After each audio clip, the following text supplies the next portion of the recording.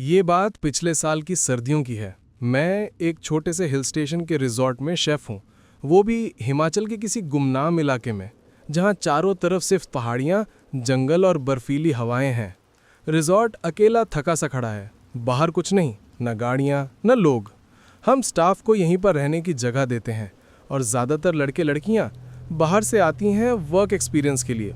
सब जवान हैं तो रातें तो बस पार्टी की पार्टी, लेकिन मैं तो किचन का जंगली राजा हूँ, थकान मारकर सो जाना पसंद करता हूँ। उस रात मेरी शिफ्ट खत्म हुई तो 2 बजे रात के हो चुके थे।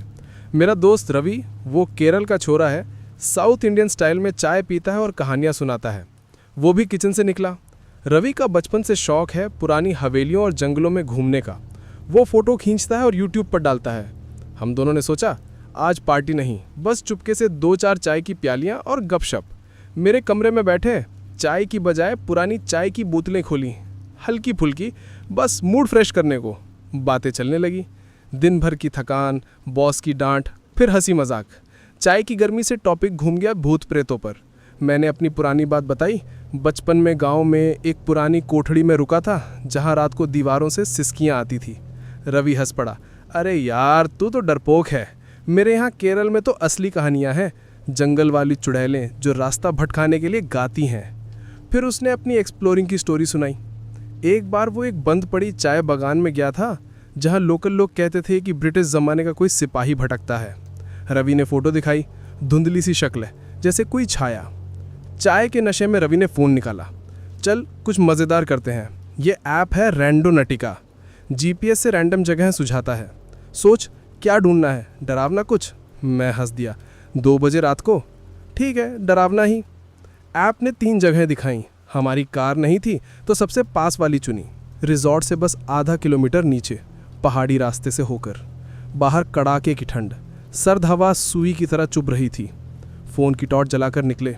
रास्ता कच्चा, कंकड़ पत्थर और जंगल की सरसराहट, जैसे पेड़ फुसफुसा रहे हों। जाते जाते रवि ने एक पुरानी लोकल कहानी सुन दी। ये इलाका जानता है? यहाँ के लोग कहते हैं सर्दियों में एक बूढ़ा साधु भटकता था जो रिजॉर्ट बनाने से पहले जंगल में तपस्या करता था। कहते हैं वो अब भी रात का चाय की खुशबू सूंघकर लोगों को बुलाता है। मैंने मजाक उड़ाया, अरे तू तो डराने वाला हो गया, लेकिन अंदर ही अंदर थोड़ा सिहरन हो रही थी। रास्ता उतरते ही एक छोटा सा चौराहा आया जहाँ पुरानी लाल बत्ती टिमटिमा रही थी, जैसे कोई पुरानी फिल्म का सेट हो। हम हंसते बोलते आगे बढ़े, लेकिन जैसे जैसे जगह नज़दीक आई हवा और ठंडी हो गई। फिर रास्ता बंद मिला, एक पुरानी लोहे की फेंसिंग, जंग लगी, ताला लगा हुआ। ऐप कह रहा था पार उतरो, बाएं तरफ खेतों से होकर। मैं रुक गया, रवि वापस चलें, ये क्या तमाशा है? वो बोला, अरे आधा रास्ता हो गया, अब पीछे हटेंगे तो मज़ा किरकिरा हो जाएगा। दोनों चले फेंस पर। कीचड़ भरा खेत, जूते फिसल रहे। चांद बादलों में छिप गया, अंधेरा गहरा।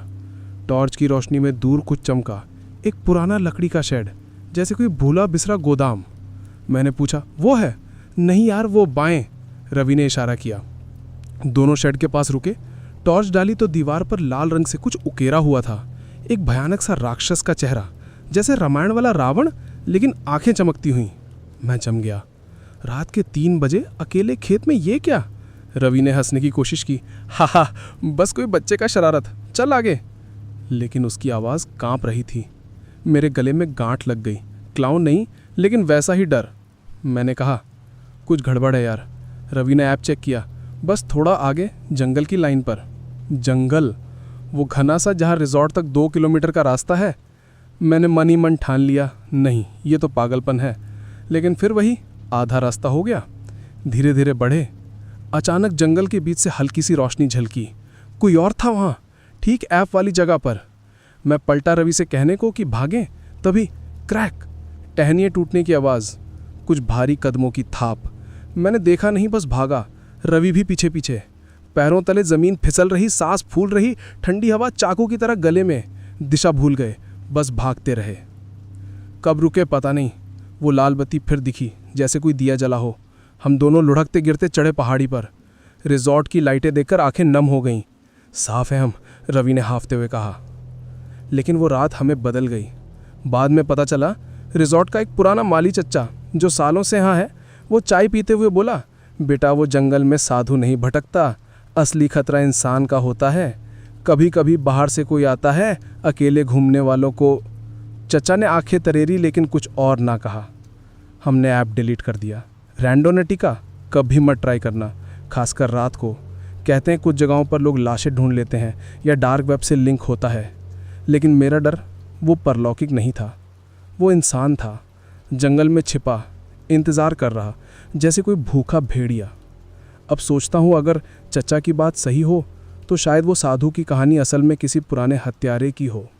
रवि अब भी एक्सप्लोरिंग करता है, लेकिन कभी अकेले नहीं। और मैं किचन में रहता हूँ, चाय बनाता हूँ, लेकिन रात को दरवाज़ा अच्छे से बंद।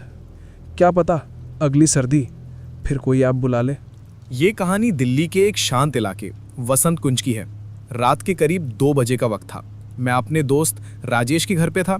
वो एक सुरक्षित हरी भरी कॉलोनी में रहता है, जहाँ हर तरफ बड़े बड़े घर और पेड़ पौधे हैं।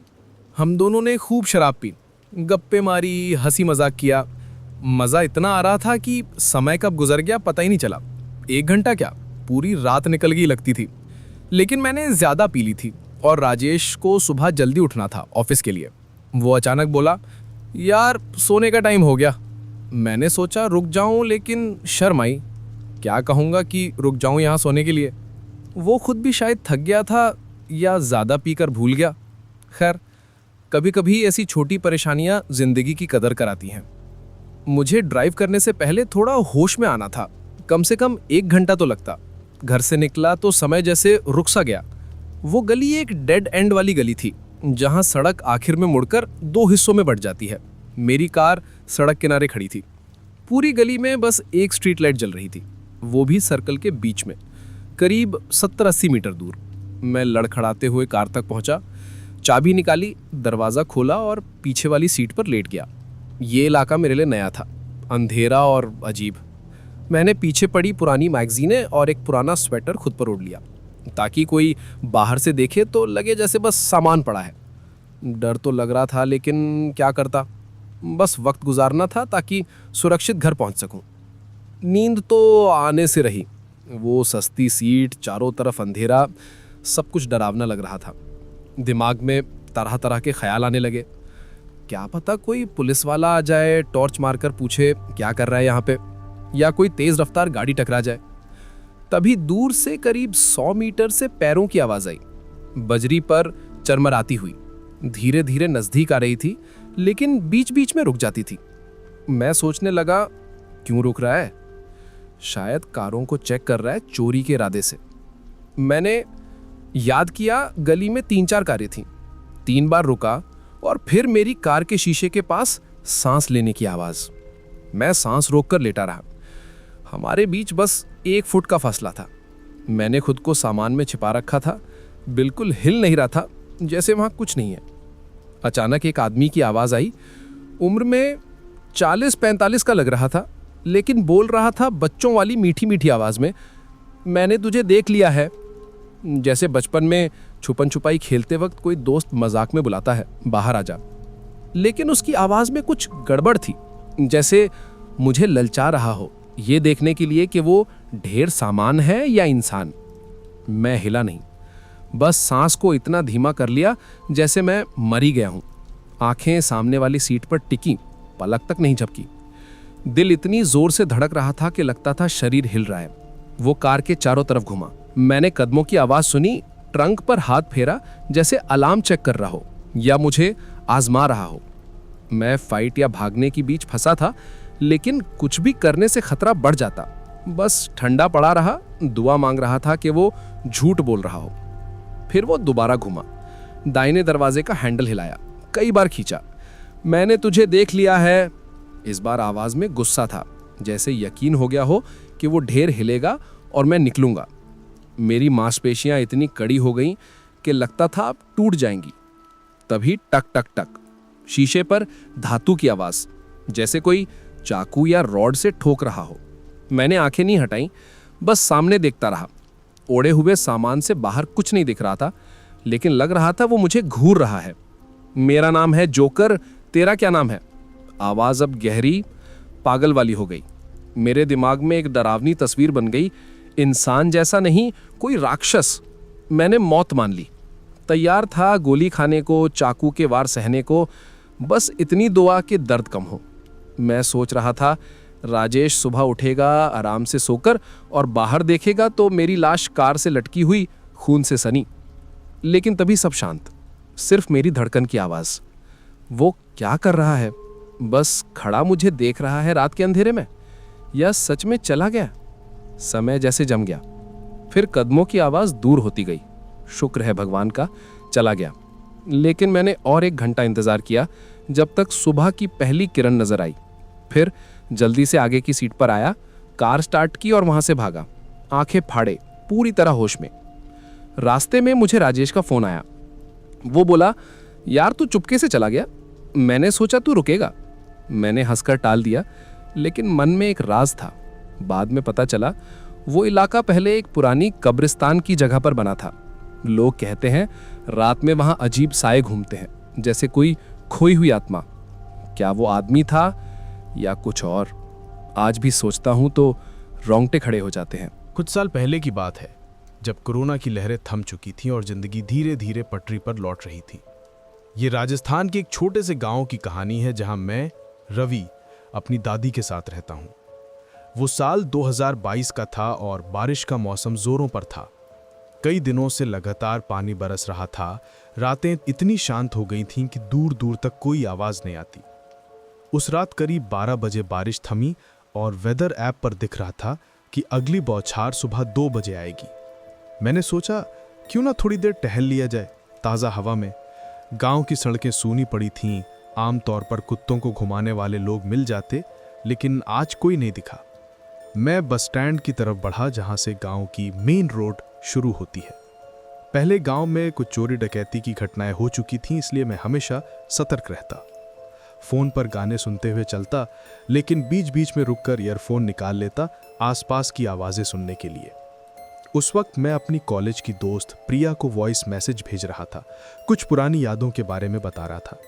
तभी दूर से एक आवाज आई, ओए रुक। मैंने सोचा शायद कोई अपना कुत्ता बुला रहा होगा जो भाग गया हो, लेकिन अगली बार वो चिल्लाहट और तेज हुई। ओए रुक ना, तुझे देखता हूं। अब गुस्सा साफ झलक रहा था। मैं ठिठक गया, मैसेज रिकॉर्डिंग रोक दी और चारों तरफ देखा। अचानक एक आदमी तेज कदमों से मेरी तरफ आ रहा था, हाथ में मुट्ठी बंधी, चेहरा लाल। वो चिल्लाया, रुक साले। अब समझ आया कि वो मुझे ही बुला रहा है। उसके चेहरे पर पागलपन साफ दिख रहा था, आंखें खाली, जैसे कोई राक्षस हो। मैंने जल्दी से मैसेज में बुदबुदाया, प्रिया लगता है मुसीबत आ गई, और पीछे मुड़कर भागा। वो बस 4-5 मीटर दूर था, लेकिन मैं जिम जाता हूं तो स्पीड अच्छी थी। कुछ सेकंड में ही मैंने दूरी बढ़ा ली। गांव की गलियां जानता हूं, कहाँ गड्ढे हैं, कहाँ मोड़, सब याद था। मैं अपनी गली में मुड़ा, लेकिन अचानक याद आया कि दादी हमेशा कहती हैं कि बाहर जाते वक्त दरवाज़ा डबल लॉक करो, अनलॉक करने में वक्त लगेगा और ये पागल पीछे लग सकता है। भागते हुए मैंने पीछे मुड़कर देखा, वो नहीं दिखा, लेकिन उसकी चिल्लाहट अभी भी गूंज रही थी, कहाँ छुपा रहे, निकल बाहर। दिल धड़क रहा था। मैंने फैसला किया, घर जाने के बजाय पास की पुरानी हवेली के बागीचे में कूद गया। वहां झाड़ियां घनी थीं, नवंबर की ठंड में पत्ते सूखे पड़े थे। मैं छुप गया, सांस रोककर। दिल की धड़कन इतनी तेज कि लग रहा था वो सुन लेगा। मैंने मैसेज रोककर प्रिया को सेंड कर दिया।